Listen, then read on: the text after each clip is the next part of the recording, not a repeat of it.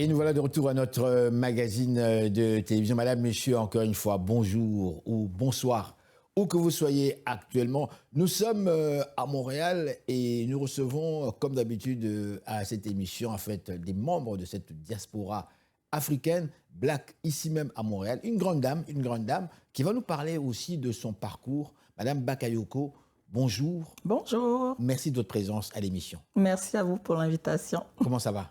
Ça va bien, hein? Oui. Ça va bien malgré le temps. On va bien. Oui. Malgré le temps, c'est vrai qu'on arrive, l'hiver est en train de disparaître tranquillement, quand même si on porte encore des bottes, mais on voit le soleil au bout de l'horizon. Tout à fait. Et au Québec, ici, ça chauffe. Je ne sais pas si vous suivez comme moi l'actualité. La politique, ça va très, très fort. C'est une femme qui va être la chef de la CAQ. Waouh, bravo. Mais vous, madame, vous êtes une dame, une africaine. Oui. Et vous nous parlez de l'immigration. Oui. Vous nous parlez aussi de votre parcours, de votre expérience, de votre vision en tant qu'immigrante. Tout à fait. Alors, je vais aller tout droit pour ma première question ici, pour ne pas vous mettre mal à l'aise. En fait, qui êtes-vous?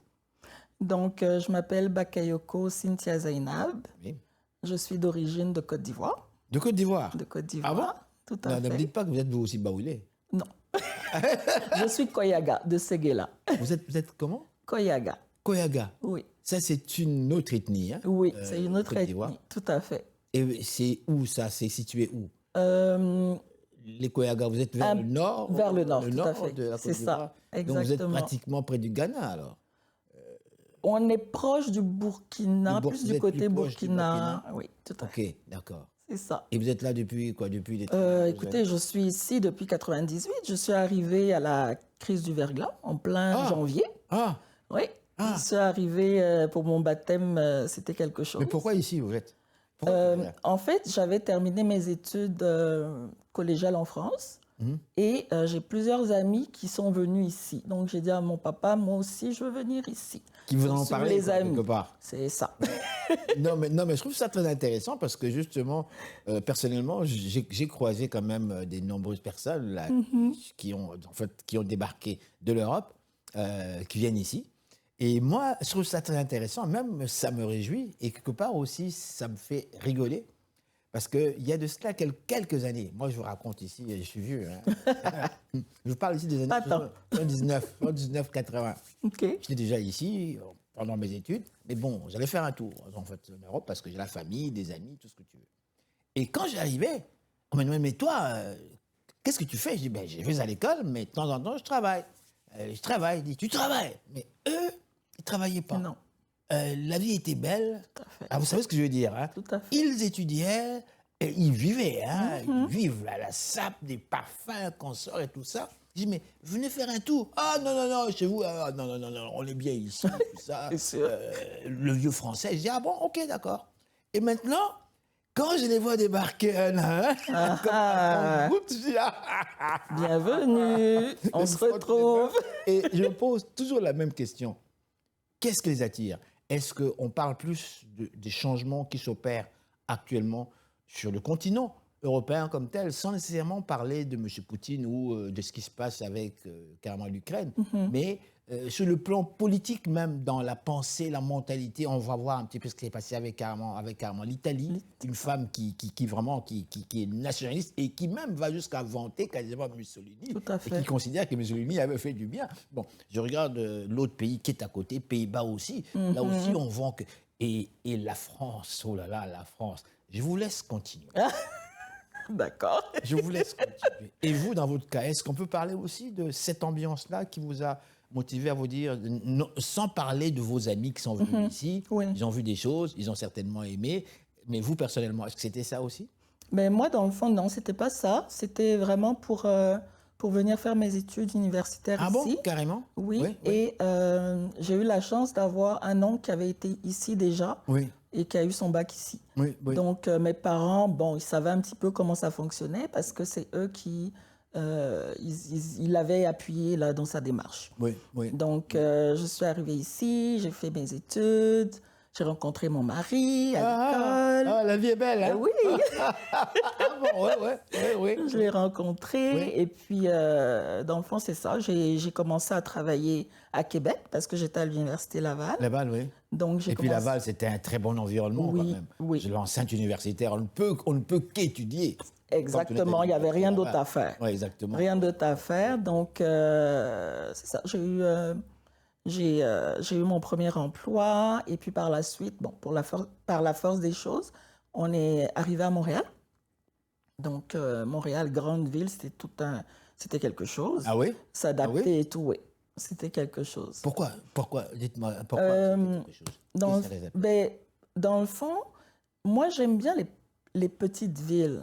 Les petites villes, mais qui ont les avantages des grandes villes. Là, vous êtes vraiment une vraie de Québec.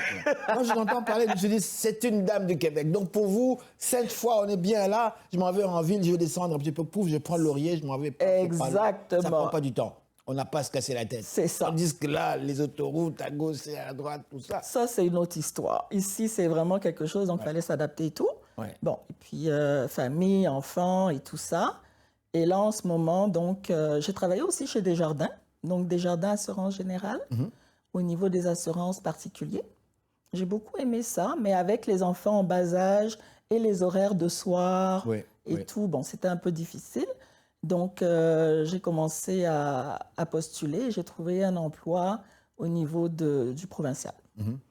Donc, c'était toujours dans la relation d'aide, parce que moi, la relation d'aide, c'est quelque chose qui m'allume. Quelque chose qui vous allume. Oui, c'est quelque chose que je trouve important de pouvoir réaliser, d'avoir un impact ou d'avoir tout simplement une petite action qui permet aux personnes de s'en sortir. Relation d'aide. Exactement. Qu'est-ce qui vous inspire par rapport à cela? Et attendez, vous allez répondre après. Je vais m'expliquer pourquoi je pose cette question-là. Peut-être que je me trompe.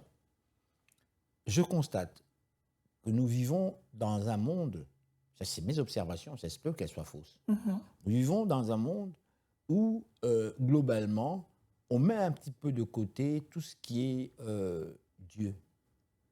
Tout ce qui est amour, oui, mais amour, c'est superficiel. Comme tel.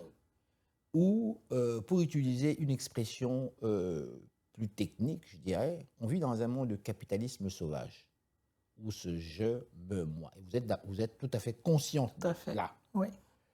On vit dans un monde où le profit devient tellement important. Le profit fait la personnalité, l'homme, la femme, comme tel. Alors, comment, dans ce contexte, parler ici de relation d'aide? Est-ce que l'être humain a-t-il encore cette importance, cette valeur que nous considérions? Là, moi, je réfléchis. J'espère que j'ai tort. Est-ce que l'être humain a-t-il encore cette valeur que nos parents, que nos grands-parents, que nos arrière-grands-parents considéraient? Alors, comment concilier votre pensée lorsque vous parlez ici de relation d'aide par rapport à la réalité, quelque part? Et pas seulement ici, mais même en Afrique, parce que je l'ai constaté. Oui, tout à fait. En fait, c'est peut-être à cause de mon poste en tant que tel, parce que j'étais au ministère je suis au ministère de l'Emploi, et à l'époque, il y avait la solidarité sociale aussi. Donc, les personnes qui étaient sur l'aide sociale. Et dans le fond, les agents d'aide à l'emploi, ce qu'ils font, c'est que dès qu'ils déposent une demande d'aide sociale, les personnes sont rencontrées, sont assignées à un agent de l'emploi qui va évaluer donc son parcours. Est-ce qu'il a besoin d'aide pour de la recherche d'emploi, par exemple? Ou même, est-ce qu'il lui manque quelque chose, un petit truc pour se spécialiser et avoir une formation pour trouver un emploi? Bien là. sûr, oui. Parce qu'il ne faut pas oublier non plus que c'est supposé être une aide financière. Donc, c'est supposé ne pas trop durer. Trop durer. Fait que nous, dans le fond, on s'assure que les personnes ont tous les outils pour leur permettre de sortir de cette situation-là. Parce que je pense que vous le savez, par le passé, il y a des gens qui ont vécu ainsi génération par génération. Ça faisait partie d'une vie comme normale. Exact. Évidemment, aujourd'hui, les choses sont un peu plus différentes. En fait, cela change comme tel. Mais pour revenir à vous, j'ai envie de vous poser cette question. Dites-moi, pourquoi êtes-vous ici? à votre émission Oui. parce que j'ai un message à passer. J'ai fait une excellente rencontre au courant des derniers mois. Une personne qui est médecin et qui a à cœur les soins capillaires. Les soins capillaires. Les soins capillaires, les cheveux. Oui. Des afrodescendants. Donc, cette personne-là, c'est le docteur Larissa Yankotti. Elle a écrit un livre même par rapport à ce fléau-là, Oui. en collaboration avec la marque Authentique. Donc, la marque Authentique, c'est une marque de soins capillaires. La directrice, c'est Madame Nadège Méhé. Et en fait, c'est le côté santé des soins capillaires. Parce qu'on ne fait pas attention à tout ce qui est dans les produits. Il y a plusieurs agents nocifs pour nous, qui sont absorbés donc, par l'organisme, qui vont dans le sang et qui peuvent, des fois, être des facteurs de maladies, comme des fibromes, des kystes, ce genre de choses-là. Donc, c'est vraiment important, en fait, d'éduquer notre communauté afrodescendante et de leur expliquer qu'il peut exister des moyens, des produits qui existent pour rendre les cheveux plus malléables, plus beaux. On n'est pas forcément obligé de mettre des perruques, de se défriser les cheveux, parce qu'il y a beaucoup d'agents là-dedans qui ne sont pas bons pour la santé. Vous parlez de perruques. Moi, j'aime bien toujours faire un lien avec moi-même, avec ma propre famille. Très jeune garçon, j'ai vu ma chère maman porter des perruques. Oui. Elle avait toutes sortes de perruques. Elle avait les moyens d'avoir toutes sortes de perruques. Elle avait à peu près 5 à 6 perruques. Maman changeait les perruques. Là, oh là. Puis nous trouvons ça beau. On dit, waouh, c'est joli, c'est joli. C'était à la mode. Mais jeune, on ne pouvait pas critiquer, on ne pouvait pas analyser. On pouvait trouver ça beau. Waouh, maman, c'est joli. Mais en vieillissant, j'arrive aux États-Unis quelques années plus tard, les années 73. Je circule à New York, je vois mes sœurs noires. La mode afro était déjà là. Donc, on achetait des produits. Moi-même, je les ai achetés des produits. Tu achètes les produits, tu te mets ça, et puis ça va défriser, et puis ça te fait l'afro. Mais il y avait quand même nos sœurs que je voyais avec des petites perruques. L'exemple de Tina Turner, qui déjà dans ce temps-là, je dis, mais pourquoi est-ce qu'elle porte les cheveux? Et moi, je me suis demandé, mais pourquoi est-ce qu'elle porte les cheveux des Blancs? Nous avons des traits négroïdes, c'est tout à fait visible, on n'a pas à les cacher, nos traits. Tout à fait. Et je ne vois pas comment ça peut s'adapter avec des cheveux lisses qui n'ont rien à voir avec nous. Et moi, jeune garçon, j'avais 17 ans, je me suis dit, mais c'est ridicule. Dans ma tête, je trouve ça ridicule. Mais les filles me disent, mais non, c'est beau, c'est mignon, c'est à la mode. Là, les années 70 sont passées, la mode afro, c'est comme réduite, on ne la voit plus, tout ça, tranquillement. Nous-mêmes, on n'a plus tout ça, là, c'est devenu rasé. Et les femmes, on s'est dit, tiens, cheveux courts, ça a duré un peu. C'était beau, les cheveux courts des femmes, machin. Et là, paf, les perruques ont envahi partout. Et même en Afrique, j'en ai vu, c'est partout. Et il fait chaud, il fait très chaud. Il fait chaud, alors, mais... tu te balances avec ta petite perruque, c'est très, très joli. Je vais vous laisser continuer par rapport à ça, madame. Parce que vous dites... Donc, ça veut dire qu'il y a des produits qui existent aujourd'hui qui font qu'on n'est plus obligé de porter des perruques. On peut avoir le même effet normal sans nécessairement porter des perruques, c'est ça? Exact. En fait, il faut apprendre à se reconnecter à notre identité. C'est aussi profond que ça. Est-ce que, selon vous, porter une perruque, parce qu'il y a plein de dames qui vous regardent, qui vous disent, donc porter une perruque, ce n'est pas se connecter à son identité? Si, mais c'est parce qu'il y a des dommages liés à la perruque. Mettons une personne qui met une perruque tout le temps, tous les jours. Oui. Les cheveux, en fait, c'est comme... En fait, le cuir chevelu est comme la terre, avec des plantes. Les plantes sont les cheveux. Il y a la racine des plantes, bien sûr, qui se nourrit donc du sang, tout ça, de tout ce qu'on a dans le système. Et le fait de fermer toujours la tête, ça empêche l'oxygénation, la circulation du sang et tout. C'est comme si on met un plastique sur une plante. Fait que dans le fond, le cuir chevelu n'est pas dans une atmosphère favorable, on peut dire ça comme ça, à la poussée des cheveux, à l'entretien, à la beauté. C'est pas plus facile, en fait, de faire tout ça. Oui. Fait que c'est pour ça que c'est important on n'a pas dit de ne pas porter de perruque ni de ne pas faire de tresses, mais pas tout le temps, parce que ça peut causer des dommages. OK. C'est plus dans ce sens-là, en fait. Et puis, on a l'habitude aussi de faire des tresses bien serrées, là. Oui. Qui tirent sur la peau. Et ça arrache le follicule. Oui, Donc, oui. les cheveux poussent plus et vous ne pouvez pas savoir le nombre de personnes qui souffrent d'alopécie. Alopécie, c'est comme ça qu'on appelle ça? De l'alopécie. Et il y a plusieurs sortes d'alopécie et la plus répandue est l'alopécie cicatricielle, causée par des tensions. Toujours, à force de tirer les cheveux à chaque fois, la racine s'enlève et c'est un pore. Donc, le pore se referme. Et là, c'est plus difficile de faire pousser de nouveau des cheveux. Donc, c'est dans ce sens-là, en fait, que le docteur Yankoti a pris son histoire et puis elle a raconté son combat. Est-ce que vous permettez, face à l'alopécie. Rapido, presto, je le mentionne quand même, mon combat face à l'alopécie, on va le présenter tantôt, c'est Larissa Inès Yankoti, c'est bien ça.